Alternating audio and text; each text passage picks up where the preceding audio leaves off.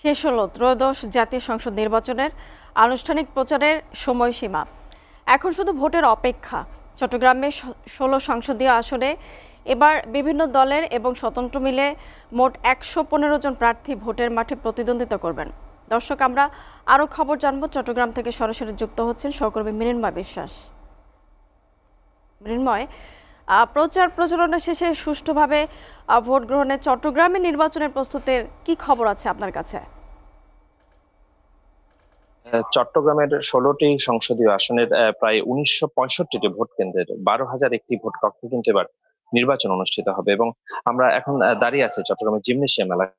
এখানে আপনাকে একটু দেখাতে চাই আসলে ভোট যে সরঞ্জাম গুলো রয়েছে, প্রায় ১৯৬৫টি কেন্দ্রের সরঞ্জাম গুলো কিন্তু এখানে বেশ কয়েকটি কেন্দ্রের সরঞ্জাম রয়েছে। এবং এখান থেকে আমরা ইতিপূর্বে বিগত বছরগুলোতে দেখেছি অনেকগুলো কেন্দ্রের কিন্তু সরঞ্জাম এই আসনটি থেকে নিয়ে যাওয়া হয়, কিন্তু এবার শুধুমাত্র একটি কেন্দ্রের সরঞ্জাম এখানে রাখা হয়েছে। এবং যে প্রায় ১২,০০০ একটি ভোট কক্ষের বিষয়ে আমরা আসলে জেলা প্রশাসকের সাথে কথা বলেছি। তিনি বলছিলেন যে সুষ্ঠু নির্বাচন আসলে সম্পন্ন করার জন্য যা যা করা প্রয়োজন সবকিছু কিন্তু করা হয়েছে। এবং যারা ভোট গ্রহণ কর্মকর্তা রয়েছেন তাদেরকে আসলে বলা হয়েছে নির্বাচন যেন সুষ্ঠু এবং নিরপেক্ষ হয়, সেজন্য আসলে সকল ধরনের প্রশিক্ষণ দেওয়া হয়েছে। এবং সুষ্ঠু নিরপেক্ষ করতে প্রিজাইডিং অফিসারদেরকে নির্দেশনা দেওয়া হয়েছে সুষ্ঠু নির্বাচন করতে আসলে সকল ধরনের যা যা ধরনের সিদ্ধান্ত দরকার সকল সিদ্ধান্ত দেওয়ার ক্ষমতা কিন্তু প্রিজাইডিং অফিসারদেরকে দেওয়া হয়েছে বলে আমাদেরকে জানানো হয়েছে।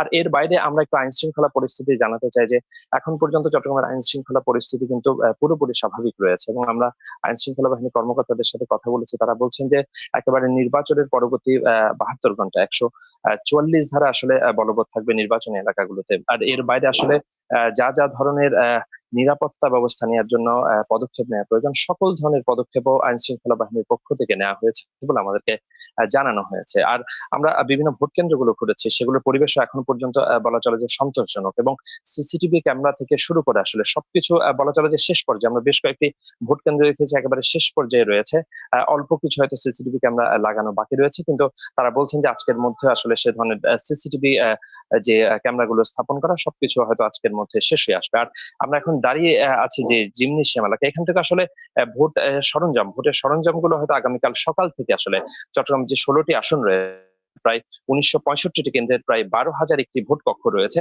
সেগুলোর সরঞ্জামগুলো আগামীকাল সকাল থেকে এই স্থান থেকে নিয়ে যাওয়া শুরু হবে বলে আমাদেরকে ভোট গ্রহণ কর্মকর্তারা জানিয়েছেন। তো এখন পর্যন্ত চট্টগ্রামে যে ভোট গ্রহণের সর্বশেষ তথ্য আমার কাছে মনে এতটুকু। মৃন্ময়, আপনাকে ধন্যবাদ।